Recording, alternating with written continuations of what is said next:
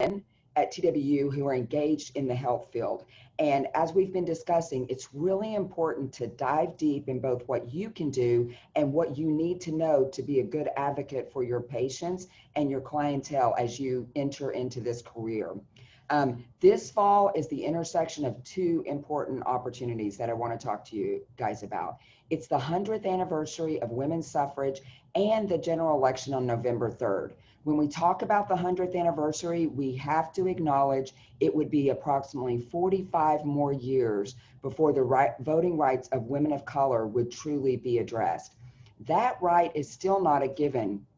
Voting rights have been eroded by court cases and policy decisions in recent years. Now is the time to reflect on the importance of voicing our opinions at the ballot box and beyond.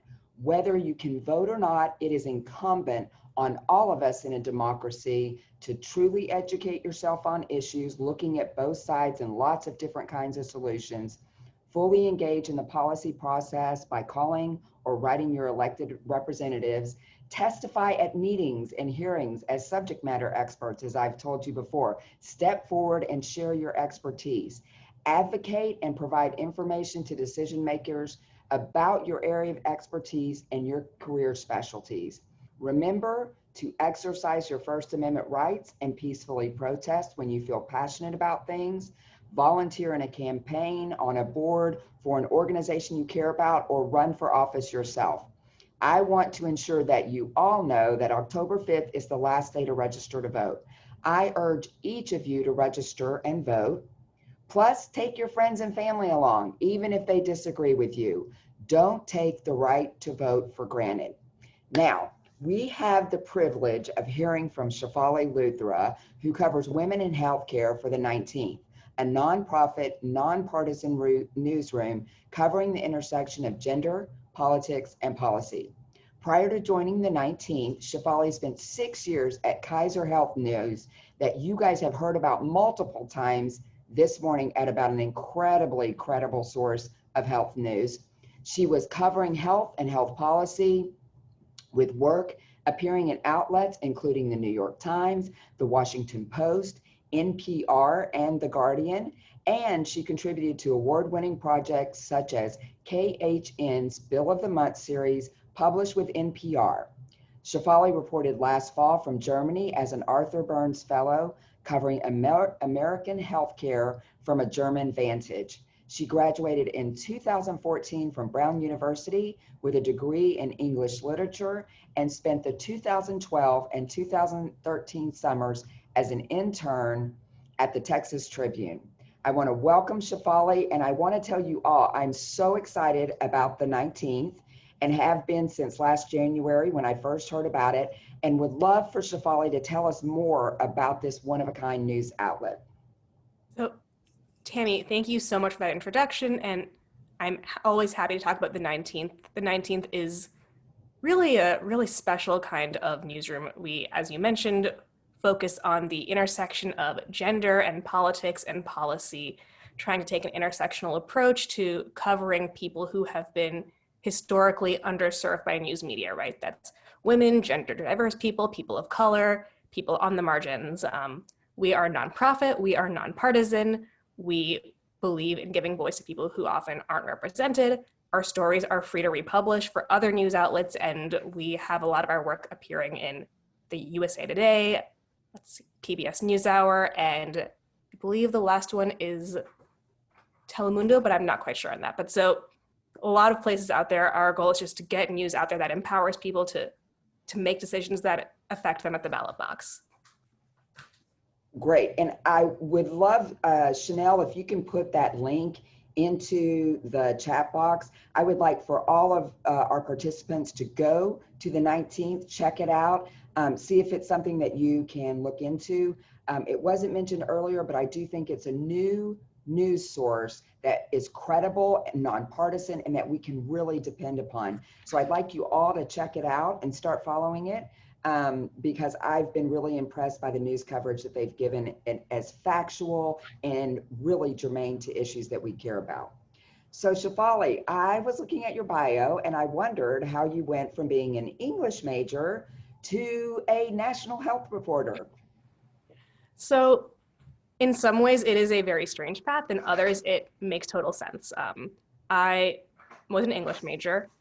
You could argue that my other major was the college newspaper. So I spent a lot of time, right, doing news coverage of my university. And when I came to Austin to give healthcare a try, or to give journalism a try, I was assigned a healthcare story and just like fell in love with the beat. That was it, right? I only covered health in Austin for 2012. And then Emily Ramshaw, who was my editor at the time and now is the CEO of the 19th, invited me back the next summer to be a health specific reporting intern once again.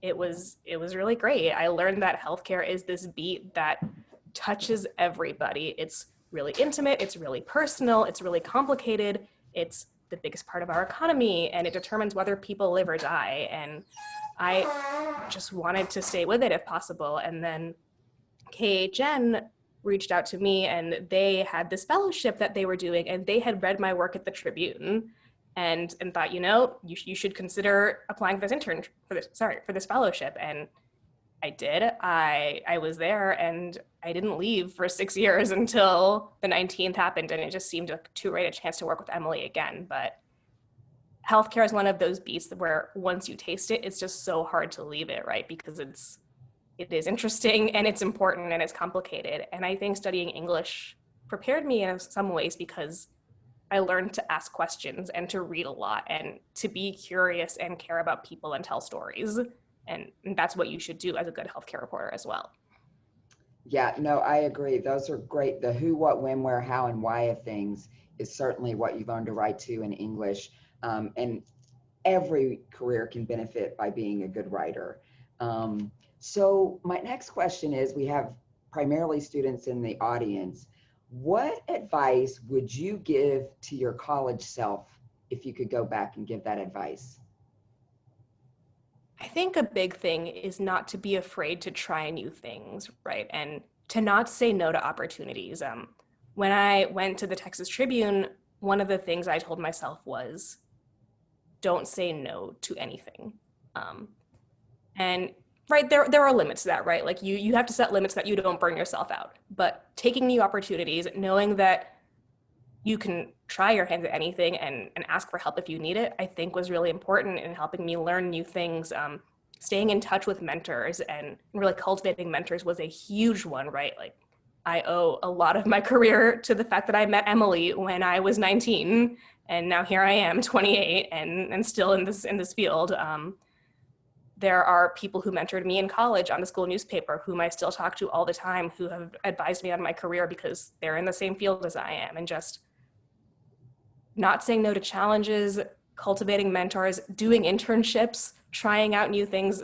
I mean, those sound really cliched, but they genuinely are important, and I wouldn't be where I am without them. Thanks for that. You actually said something that made me want to ask you an additional question. I hope you don't mind, but you said at 19, you know, those opportunities of internships at 19. The question is, when you showed up at the Texas Tribune, which is an amazing institution here in Texas, another nonprofit, nonpartisan newsroom, did you feel like the imposter syndrome when you showed up and had all these amazing journalists around you? I still feel imposter syndrome. Like at the 19th, I'm surrounded by really great reporters and incredible editors who know so much and are really smart and good at what they do. I think so many of us are just conditioned to feel that way all the time, right? I mean, I think there is in part a gendered element to it as well, right? But yes, to answer your question, I totally felt imposter syndrome, and the answer is just like naming it and working through it anyway, I think is really all you can do. And building a community of people who are supportive mutually to each other helps a lot too, right? Yeah. No, I appreciate you answering that question, because you are a nationally recognized reporter who's had all of this success. And I just wanted to share with our students, is we often, all of us, I still do sometimes, walk into a room and just feel like, wow, I am outweighed here by, you know, success and education and skills. But it's really not true. We all just have to acknowledge that and face it and move on. And that's what you've done in your career. And obviously you have had great success at that. So getting back on track, what have you found to be your biggest challenges?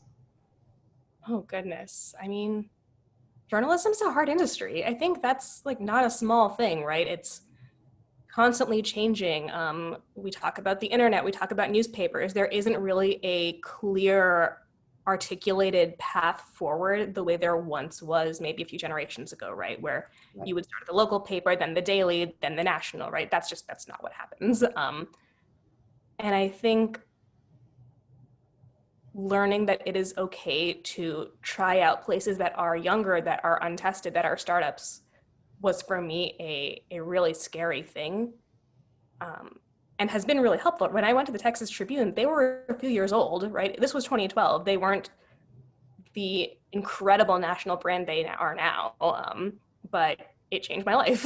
And I think that was really scary, and that's really hard. And that's going to happen for a lot of people our age, right? Because so much of the economy is changing and is going to change in response to this pandemic, and sort of figuring out how to go along with that is no small task.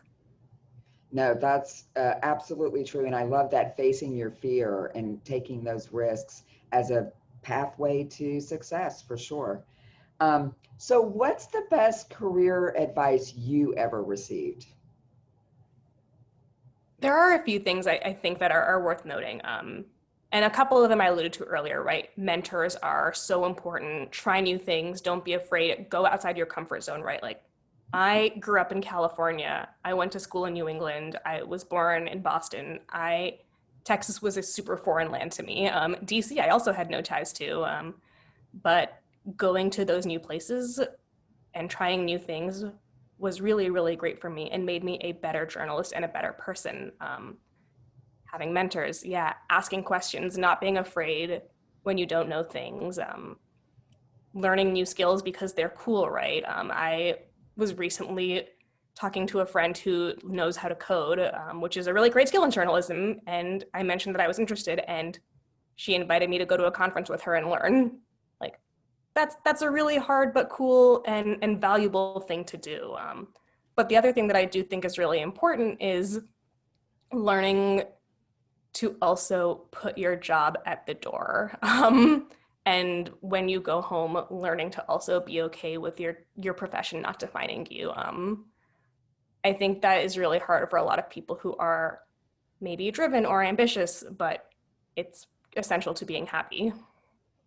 Yeah, that's great advice. That work-life balance is a difficult thing to strike, if you will, but so important because you're in it for the long run. And there is such a thing as mid-career burnout and all of those things. So that's really great advice. Can you give our students any advice about negotiating for salary? Yes. And I want to address this in two parts, actually, because I didn't mention this with internships, but I think it's also important there, which is like, I mean, I was not in a position to take internships that were unpaid in college, and I know a lot of people are not. Internships should pay, unless they are nonprofits or in some cases really small. I think it is illegal for them not to pay you. But if for whatever reason there's a loophole and they do not, like, there are outside scholarships, there is outside funding, find it. Like, it will really, really help you. And internships should not be closed off to you because of financial barriers in one's career for negotiating salaries. Like, this is so important. We don't do it. We are women. We are conditioned not to do it, and we are grateful to get a job offer. And don't do that. When you get a job offer, it is because people want you, and you have leverage in that moment to ask for what you think you deserve. And an example I will use is when I left KHN, a young woman was given an offer to replace me, and she's fabulous, she's really talented, and we spoke about the job first, which also was good advice. Just talk to the person who had your job before you, right, to learn what it was like, what they liked, what they didn't like. But I also told her what I was making when I left, so that she could then enter the negotiating situation knowing that they had at least that money on the table to pay her the same amount. And yeah, be transparent with your colleagues. There is a culture of not talking about what we earn, and I think that's not good, because that is how women end up making less than men, and how, in particular, white men end up earning so much more than literally anyone else. Right. Well, that's an incredibly great point. We act like it's rude to ask someone what their salary was, and therefore we kind of try to do a little bit of research and go into it blindly, and that is absolutely not enough for sure. And so we have to lift each other up, share that information, and support those who are coming behind us for sure. Thank you for that really important piece. If you don't mind, could you tell us a little bit about how you got that internship? What was the pathway to your internship at Texas Tribune? So as a sophomore in college, I decided I'm going to apply to journalism internships. And I researched, and I had a giant spreadsheet of all the newspapers around the country where I could see myself spending like 6 to 8 weeks. And I looked at they had internships, and I just cold applied to all of them. And initially, the Texas Tribune wasn't on my list because I hadn't heard much about them. And then my friend told me that she had read a New York Times article about them and that they seemed really cool and I should give them a look. And then I Googled them. I found their internship program and I applied. And sometimes that's all it takes, is you won't know what's available to you until you go for it, until you ask for it. I love that. And I want you students to remember that this network you're starting here today is the start of a job possibility. Put it out there to your cohort, your PLEN cohort, and say, hey, I'm looking for a job in A, B, or C. Do you have any leads? Have you heard anything? Because you're right, coming from the East Coast to Texas to work at the Texas Tribune was quite a leap. Can you tell us a little bit about what you did at the Texas Tribune as an intern? Sure. So there were 2 summers and they were somewhat different. The first summer I was a general assignment intern who happened to mostly write about healthcare stories, right? So I covered hearings. Evan, who is the CEO of the Tribune, was really great about making sure that all interns got a chance to write stories for our New York Times partnership at the time. So like I wrote a story for the Times when I was in college, and that was a really great experience too. So yeah, I covered the ACA.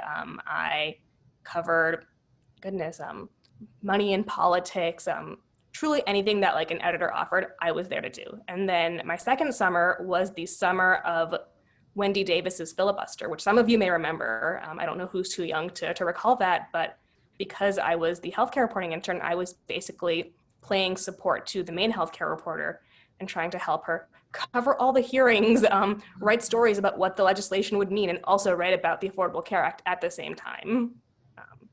Yeah, what an incredible opportunity. Students, if you have any questions, storm in the Q&A. I do want to make a point that Shefali mentioned earlier, that here in Texas, college-educated women are only making $49,000 a year, while men with the exact same credentials start out at $67,000. That is a big gap, you guys. We have got to do better with negotiating our salaries, for knowing what we're worth, for demanding what we're worth, and really networking with each other so that we ask better questions, and ask for our salary, ask for what we're worth. We bring something special and collaborative and interesting to the table. We need to be paid what we're worth.